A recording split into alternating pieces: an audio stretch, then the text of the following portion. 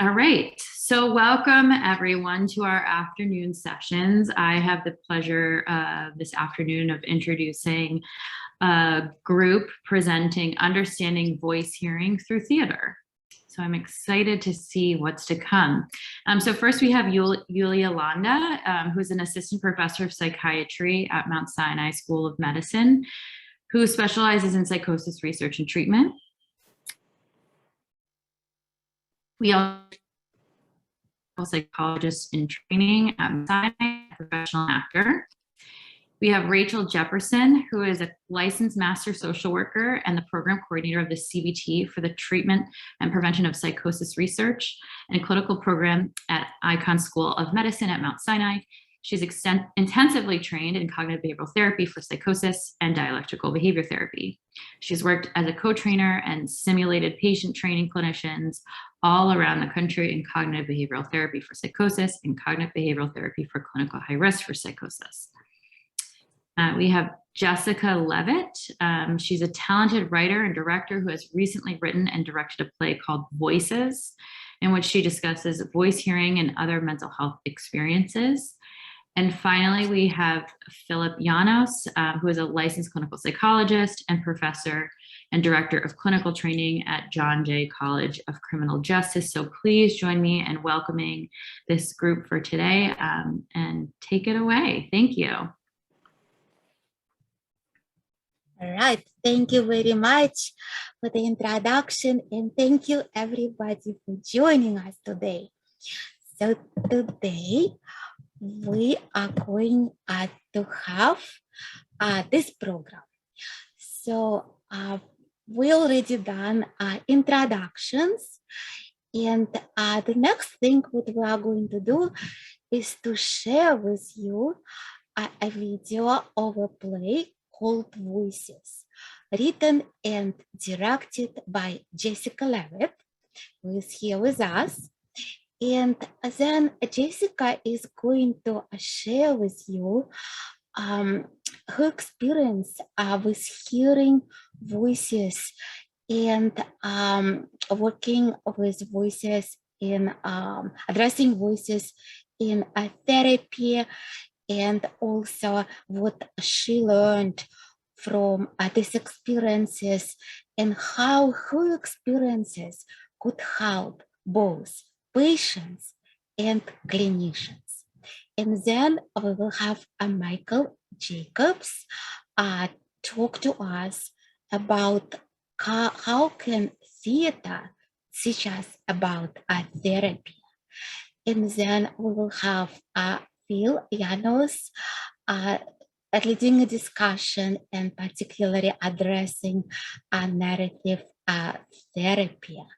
And then we will all answer your questions. We are very interested in your thoughts and feedback. And I wanted to also let people know with Jessica that I've been working with Jessica as her therapist. So it's a kind of a creative project that came out of our work together. So any questions also about CBT, how we approach voices, or anything else you might be interested in regards to this, please feel free to ask. So I am now going to show you the play. Let me know if sound works. So I am going to put it on.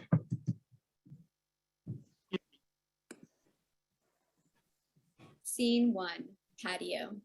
Amy is riding a bike and falls. She's taken to the ER and all different types of scans are performed. Amy leaves the hospital. She's at home with her parents. She's in the patio, sitting on a rocking chair. The wind is blowing through her hair. She suddenly hears a voice through the wind. Amy, how are you feeling? Good, but my head still hurts. Oh, sweetie pie, I wish I could be with you. Amy, dinner is ready. Amy goes to the house. Scene 2, in the woods and home. Amy is taking a walk in the woods with her mom. She starts hearing the voices through the wind. Go to the pond. There is a pond in the woods.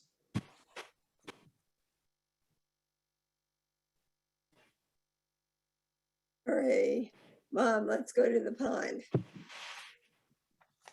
Amy and her mom go to the pond. They see the boat on the pond. They get in the boat.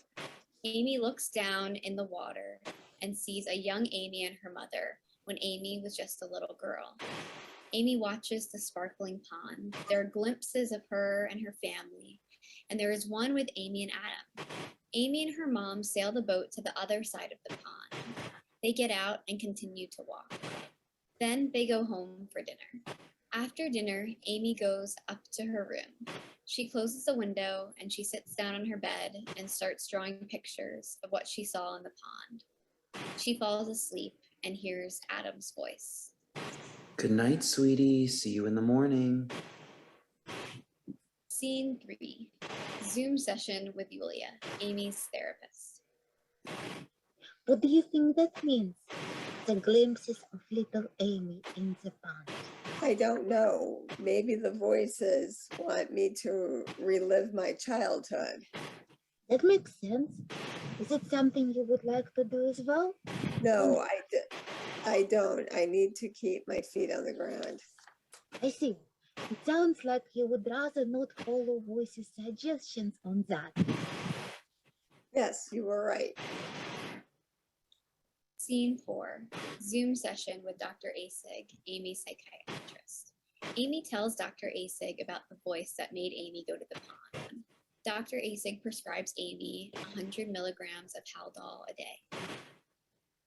I'm sure everything will be just fine. Scene 5, in the woods. After her session with Dr. Asig, Amy takes a walk in the woods. She is walking around and she sees Adam. Adam shows her his art that he has been working on. They take a walk further into the woods. They go up on a hill and to the cliff that has a view of the entire town. Then Amy and Adam start walking home. And suddenly, Amy hears a voice through the wind. Amy, I hope you have a nice evening with Adam. Amy and Adam go back to the house and Amy's mom has a dinner ready for them.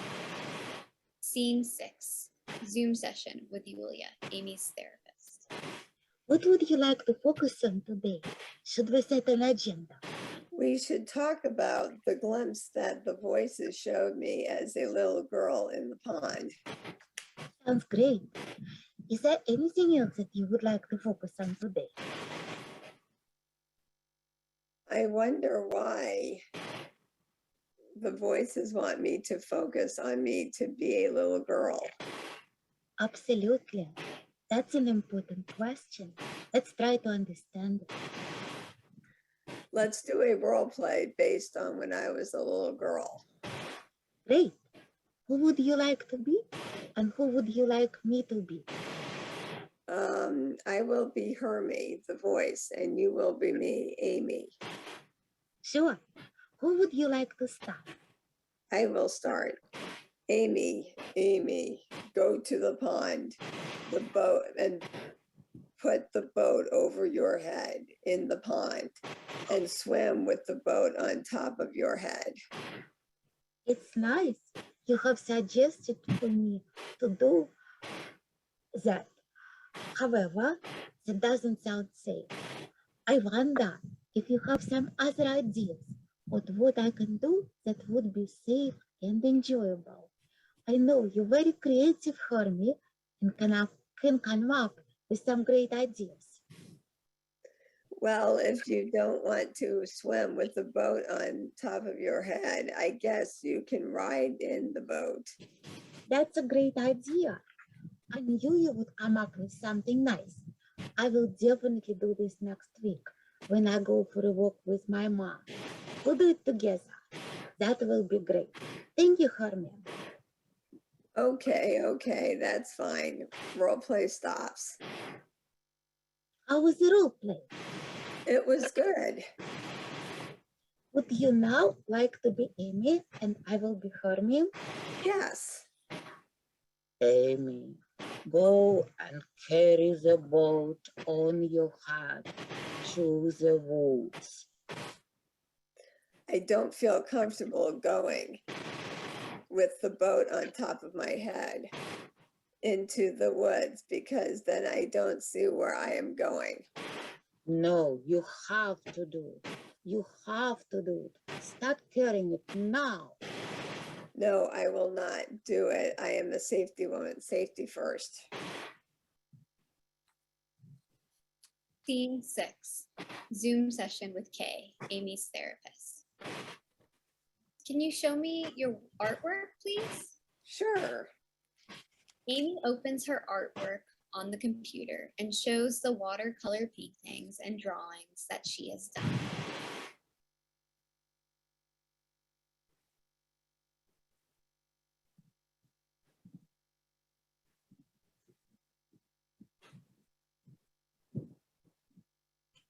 So this is Clown Lady, and she has little creatures coming out of her arms and legs, and I just, you know, got my materials out and started drawing and painting. And when a painting comes to me, it just comes, and I just start creating.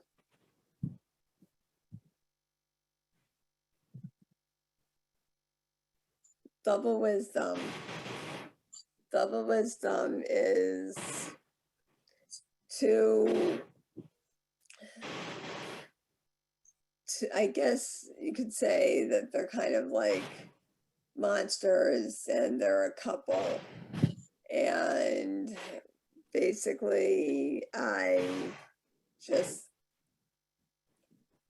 started drawing and created them, and that's how they came about.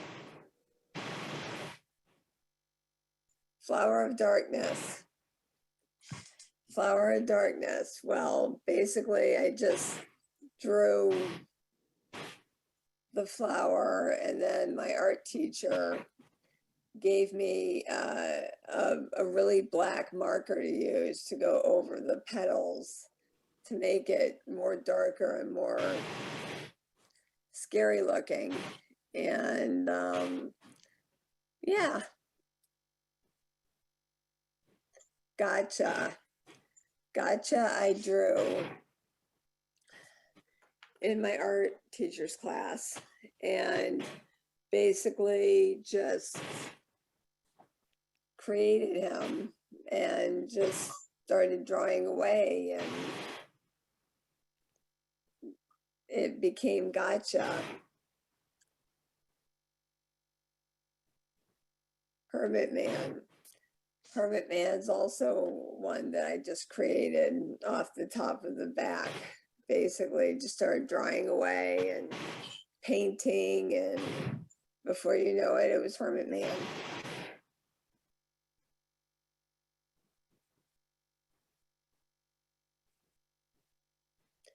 Quilt stacks. Well, these I drew, and then I drew a little creature inside one of them. And well, it was quilt stacks. Basically breaking out. Okay, breaking out. Has anyone seen Captain EO at Disneyland with Michael Jackson? Well, there's this lady that has these claws, and she's got these wires, and she comes from the ceiling. And basically that was the image that I got from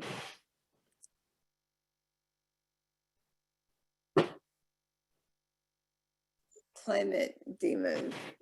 Well, basically it's like drawing climate change, but basically it's Climate Demon. So basically I just drew, and it came about, and then I came up with the name Climate Demon. Basically, you know, I just start again. I mean, I know I repeat myself, but basically it's, I just start drawing, and it comes to be Climate Demon.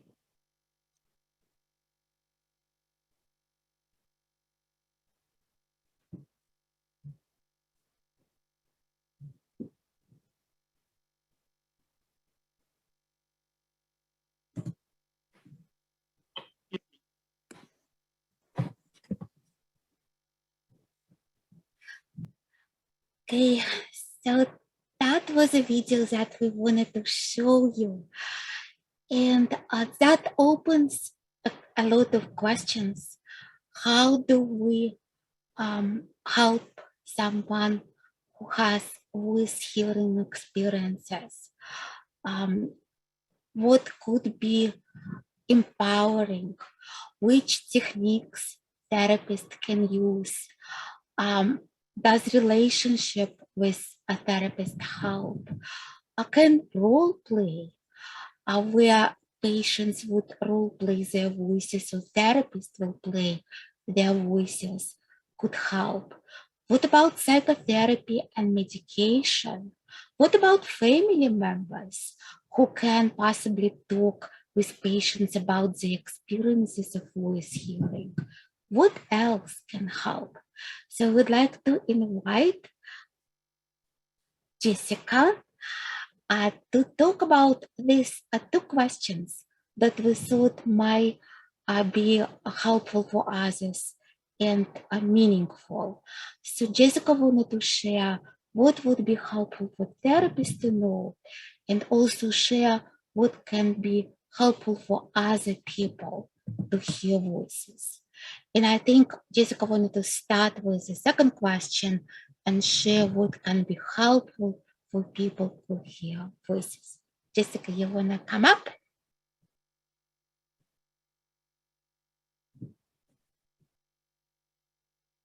So Jessica, I think that you're muted, so you have to unmute yourself before you start.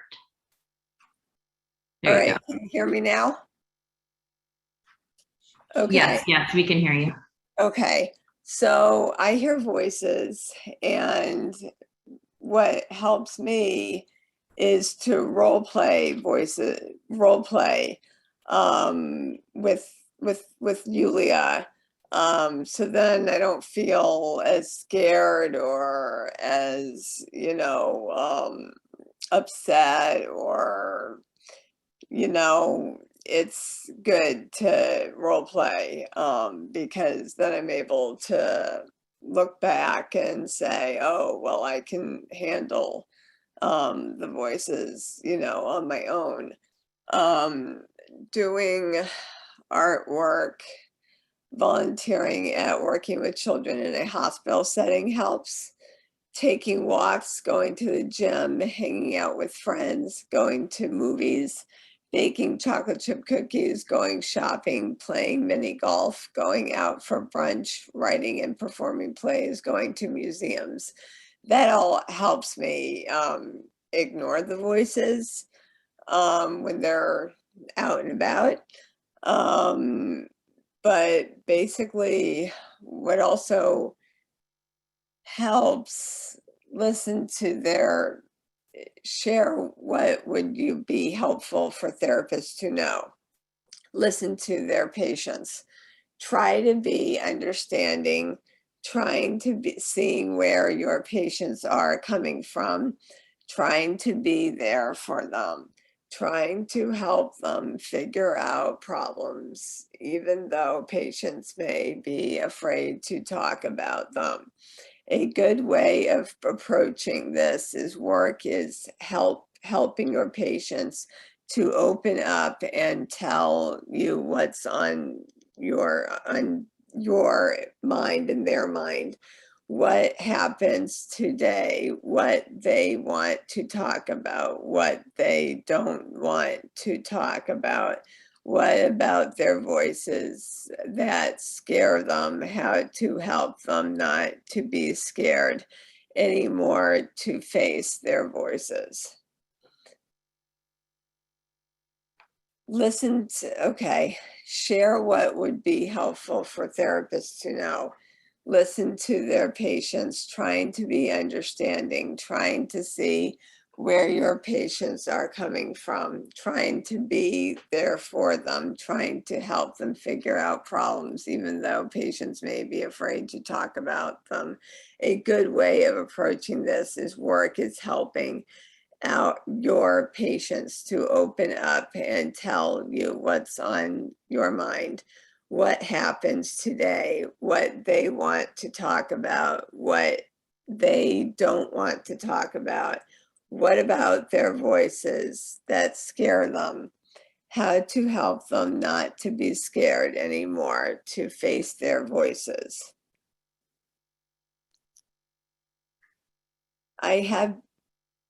Okay.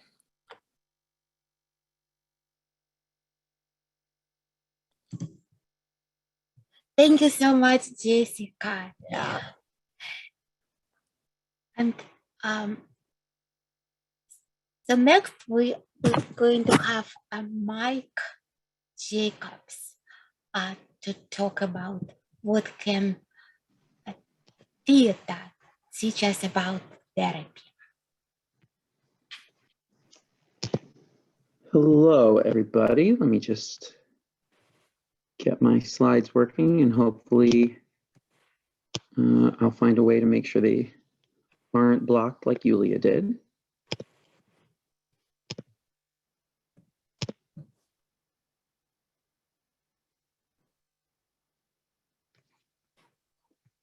I'll bet I have little gray bars though, don't I? Nope, you're good. Oh, all right. Just Yulia's computer then. All right, so what I'm going to talk about today is how acting technique can be used as a tool for both therapists and patients.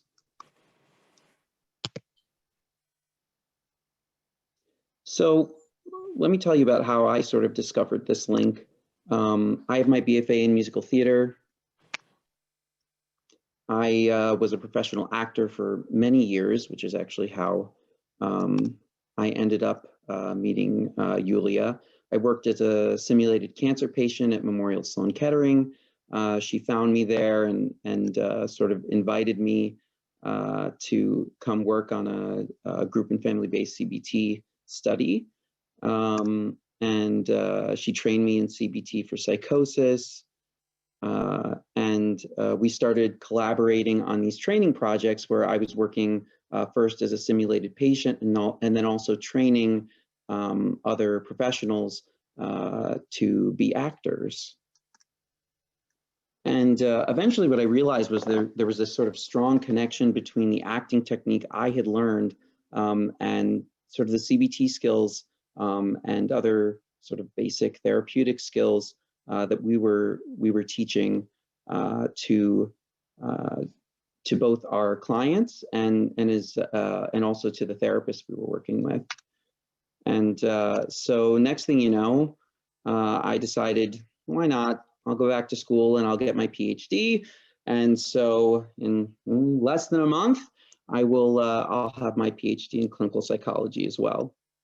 So a lot of what I do in addition to sort of training our professionals in acting techniques so that they can role play as patients who might hear voices or experience other symptoms is to do that myself and then evaluate and provide feedback to our parents if we're running a group and family-based program where we're training them in these sort of therapeutic skills.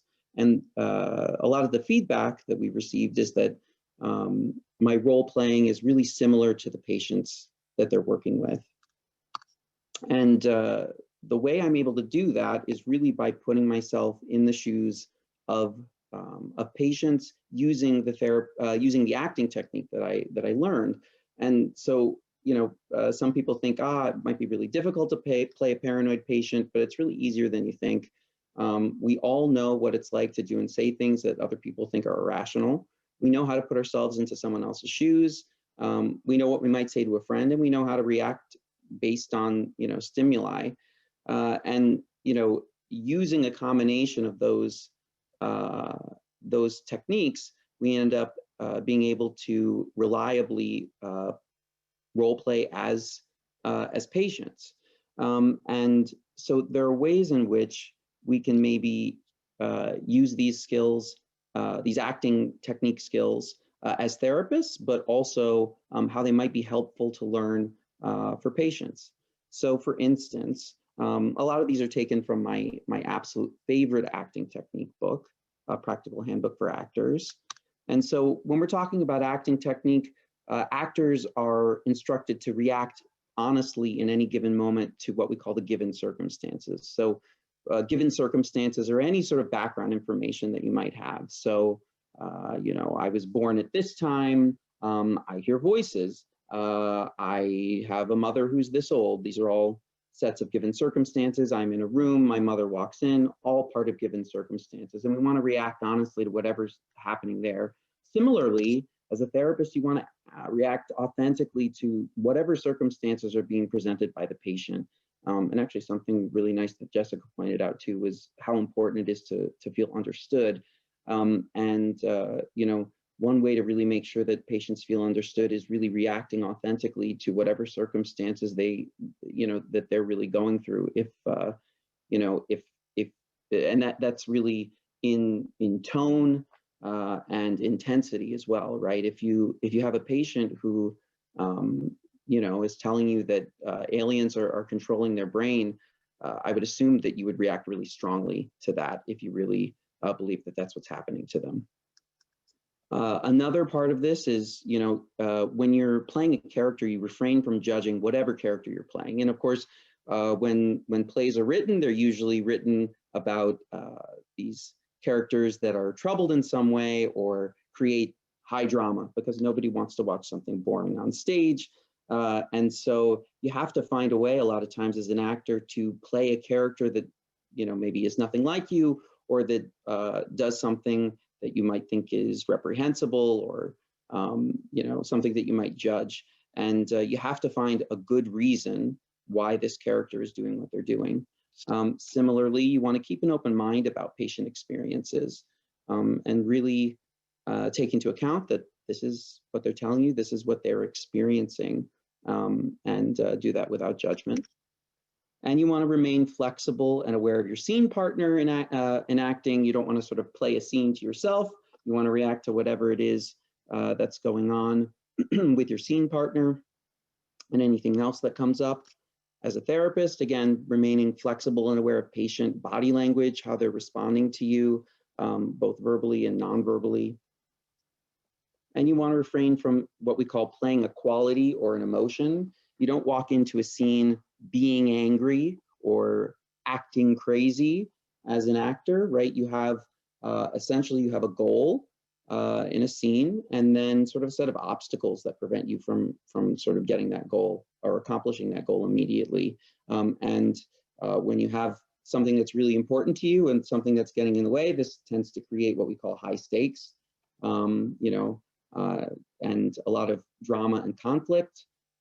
So, you know, be authentic in the intensity, energy, and tone when working with patients, rather than sort of just sort of pretending to be upset or pretending to understand where they're coming from. Really put yourself in their shoes, do some perspective taking, and really imagine, you know, if this is what's going on, you know, how would I react, and react authentically. Now, when it comes to patients, we can use some of these same acting techniques to help, you know, our patients maybe understand themselves better. So, for instance, something you do as an actor is a scene analysis, and this helps us understand what motivates a character to do what they do. In the same way, right, we might use an ABC model in CBT to help patients understand themselves, understand why they're doing what they do, why they feel how they feel, you know, what belief system, you know, and maybe cognitive biases are impacting, you know, their behavior long term. And you want to, again, refrain from judging the character that you're playing. And similarly, this can help patients normalize their own cognitive processes, right? If a patient learns sort of that, you know, when we're playing a character, we don't judge them. they can learn to perhaps judge themselves less, understand that, yeah, right, it made sense based on whatever information they had available to them, that they reacted exactly the way that they did, right? And something that I just talked about was high stakes versus low stakes, right? A high stakes situation would be the mafia is after me and nobody believes me. That would be a good example of a high stakes situation. And this is a combination of, our physical action, which is otherwise called maybe a goal or a motivation, right? This is what you're trying to accomplish in a scene, and whatever obstacles are getting in the way. And that creates sort of a high stakes situation, which is exactly what we want on stage and exactly what we want to avoid in real life, right? We want low stakes situations in life. And so by changing maybe our thinking and behaving patterns through use of CBT skills, maybe we can lower the stakes, therefore lowering stress, and that could lead to symptom reduction. So this is maybe a different way to contextualize what we're doing in CBT.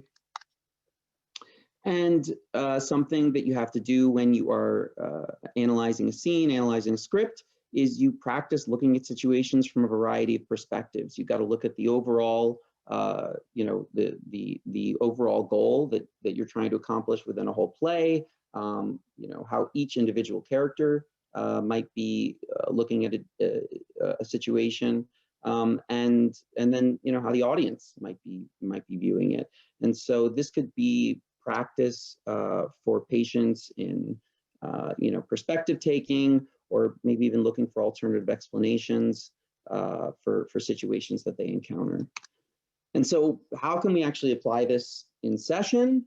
Well, maybe some suggestions, maybe using role play in session, learning maybe acting technique basics along with a patient could be really helpful in contextualizing what's going on in different ways. Maybe working on a scene analysis of something that occurred, right, collaboratively with the patient. Strategizing with patients about how to lower stakes in their lives or in a particular situation. Being authentic and reacting honestly to patients, considering whatever given circumstances the patient is experiencing. And maybe looking at sort of, we want our patients to explore and become curious scientists. That's an analogy that we often use. And maybe looking at them as curious actors, if that's a little bit more fitting. And then use maybe the analysis of theater characters to help patients practice these skills that we're teaching them, right? Maybe if it's sort of difficult to look at one's own life, or find examples, you could analyze scripts together. If a patient is particularly geared towards theater or interested in theater, this could be maybe an interesting way of practicing different skills. All right. Thank you.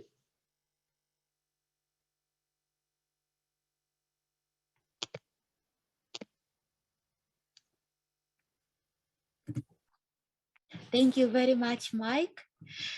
And we would like now to invite Phil Janos and to hear his thoughts about the play. Sure, I'm able to share screen as well, right? Yes. Okay. Yes. Okay, so I have a few thoughts I'd like to share, and maybe this will lead to some discussion afterward, because I don't have a specific kind of conclusion on them, okay? Okay, so first I'm just gonna show some books that I relate to how narrative is sort of important in terms of meaning making in the human experience. So give me a second here.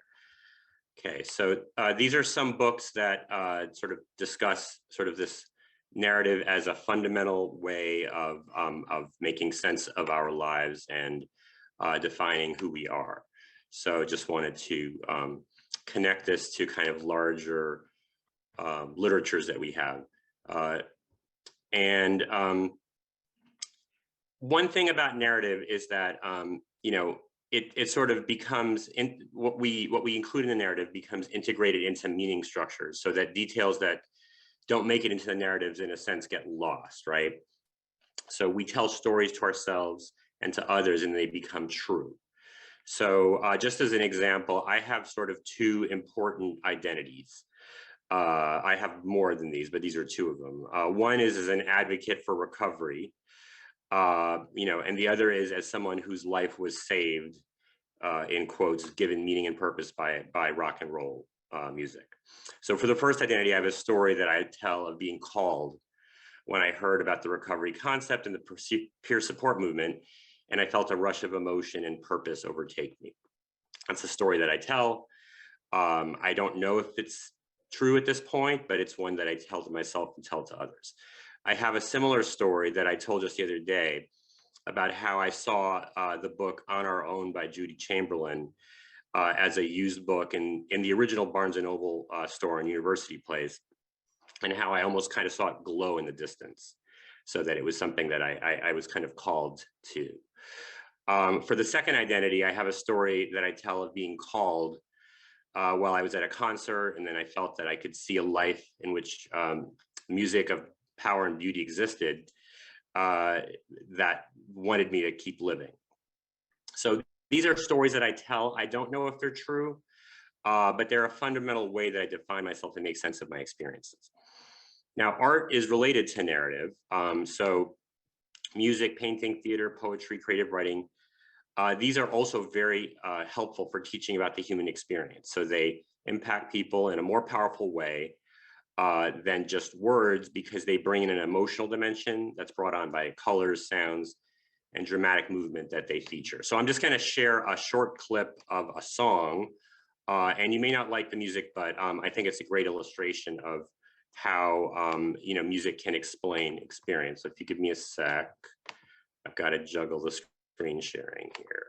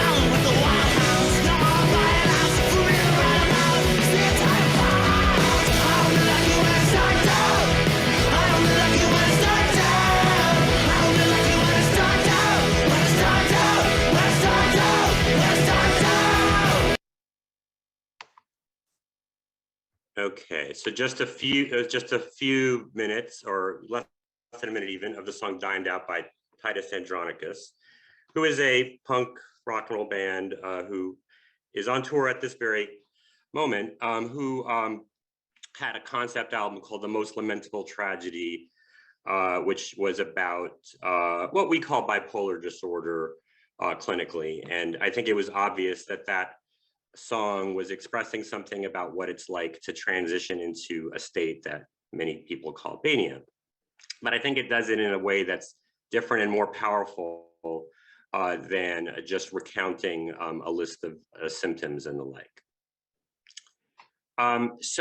Going on about narrative and what it has to do with therapy, right?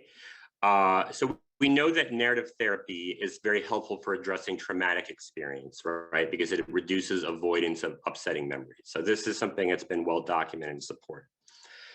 However, in CBT, narrative can be very helpful with regard to things that aren't necessarily traumatic in nature, because it can give people the opportunity to consider new versions of stories that they tell themselves, right? And these might be stories that might be perpetuating the view of oneself as powerless, damaged, or incapable.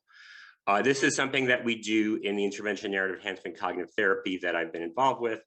And so part of what we do there is we give people the opportunity to get feedback on stories they tell about themselves, and consider new versions of them, consider sort of revising them.